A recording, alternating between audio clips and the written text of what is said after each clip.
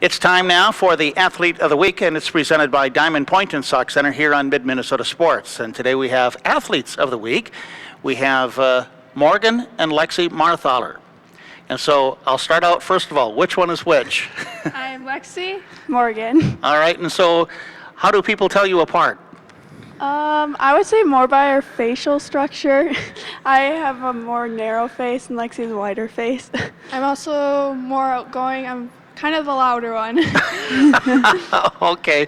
Will you forgive me then if I get mixed up here? Yeah. Okay. That's okay. Just in general, tell us about your family. Who's in your family for us, okay? I have an older sister, Tia, and she's engaged to Terrence. And I have a mom, Stacy Michaels, and I have stepdad, Wally Michaels. And then Marlis is our stepmom and Kelly is our dad. Mm-hmm. How is it being twins? What is your relationship like, first of all, as just sisters and being twins that you see each other all the time? Very close. We're constantly together. We always like to, if we're bored, we always hang out. We do the same sports. That's interesting.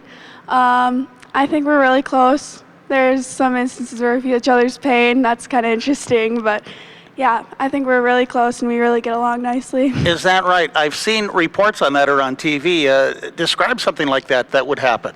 For example, Lexi dislocated her finger in basketball and she went off the court and went to the emergency room. So then Mr. Zemer put me in and I ended up feeling the same pain in the same finger and I ran off the court too. So yeah, that Do you was have a similar story?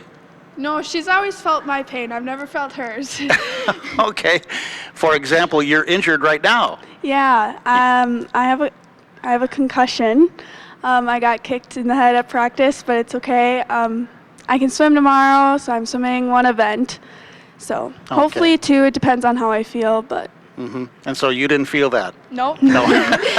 Okay. What other activities are you involved in school other than swimming? Choir, and we are both in track. Uh-huh. And how did you get going with swimming? Tell us the history of that. Our older sister Tia was in swimming and she really, I think, inspired us both to do swimming, and she was a very good inspiration, and she swam breaststroke and that's kind of where I looked up to her. And you too? Maybe not so I looked up to her, but I did not get my breaststroke talents from her. But recently this year I just found out that I'm pretty good at breaststroke. I'm a second off from section, so that's exciting, and other years I couldn't really get it, but I would definitely say I look up to Tia the most for who I've looked up to for swimming, because we've always done it when we were younger. Mm-hmm. So when did you start swimming? Probably 4th grade. I mean, we've been swimming in pools like since We were little, so Mm-hmm. I think probably 4th or 5th grade was when we started actually competitive swim, and then we just went on from there. As you then, through the years, got older, stronger, can you describe how do you think you've gotten yourself better and in what ways? Definitely working hard at practice 24/7, not getting a day off, and even though you maybe experience pain, I always say like pain is temporary. Like if you want to get better, just work through the pain. Mm-hmm. How about mentally, though?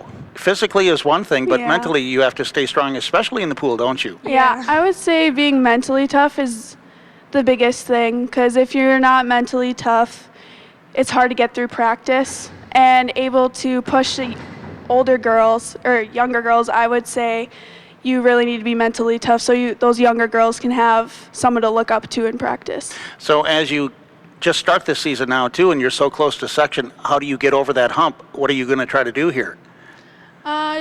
There's always like the little things you can work on. Shiner always says you could never really swim a race perfect. He said through his whole career he's maybe swam 2 races perfectly where he could say, I swam that where I couldn't swim it any better. I tried my hardest.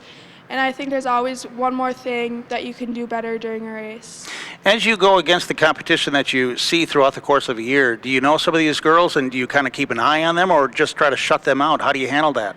I definitely keep an eye out for them, but I try to focus on myself and try to focus on what I need to work on and try not to let their game get in my head. Mm-hmm. And you too? I would agree. I would say I would definitely like watch what they're doing, but I wouldn't, but not during a race.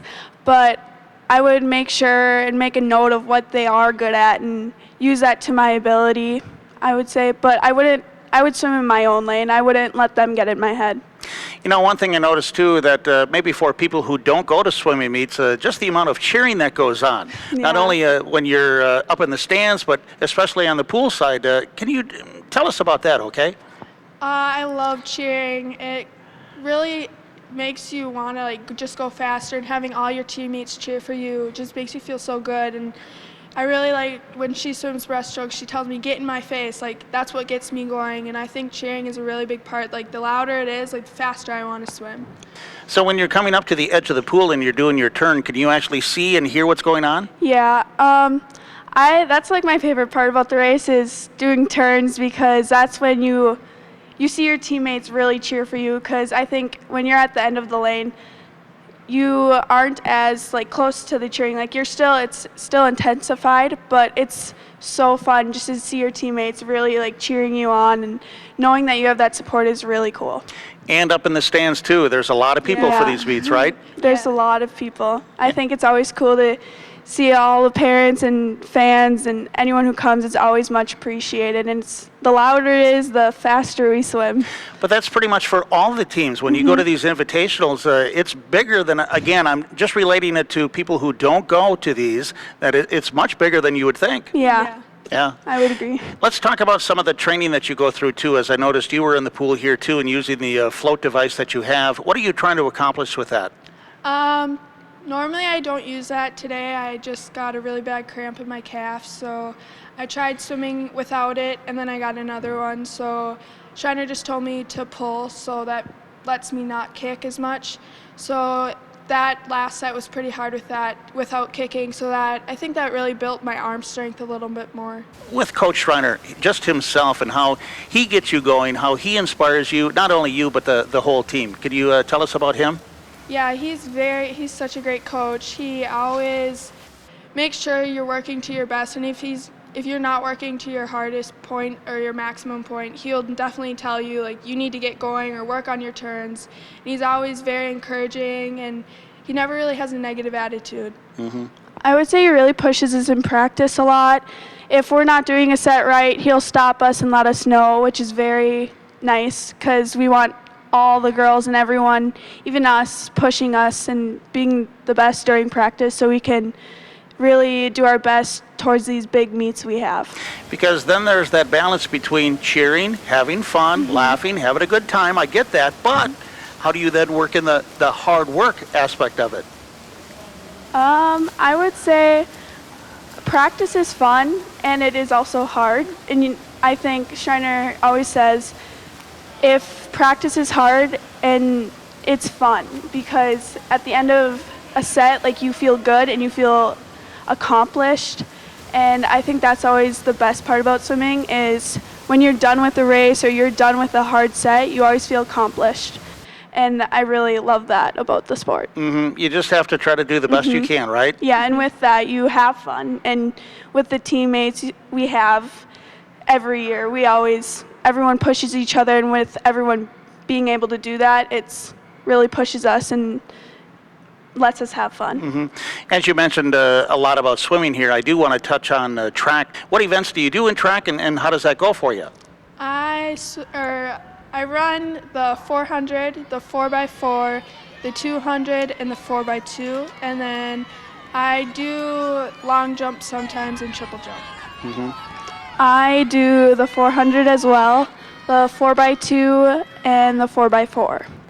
So pretty much you're sprinters, more or less, right? Yep. Do you like the long distance runs? I haven't really ever swam or ran long distance. I would probably maybe be open to it, but I really like sprinting. So.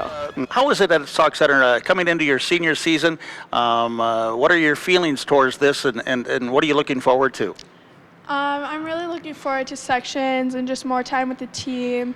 I'm really excited to improve more. I've improved so much already, and we did Alex swim over the winter, so I think that definitely helped us. And I'm super excited just to keep improving and try to make more progress as the seasons go by.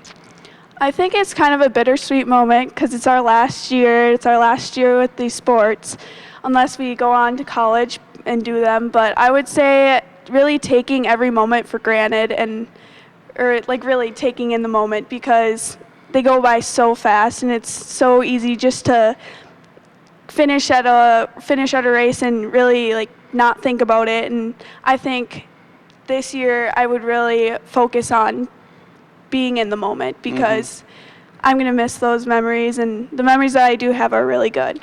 And as time goes on, I always like to ask the question, sometimes I don't know if it's fair or not, to say, what do you plan on doing after you graduate from high school? Do you have some plans?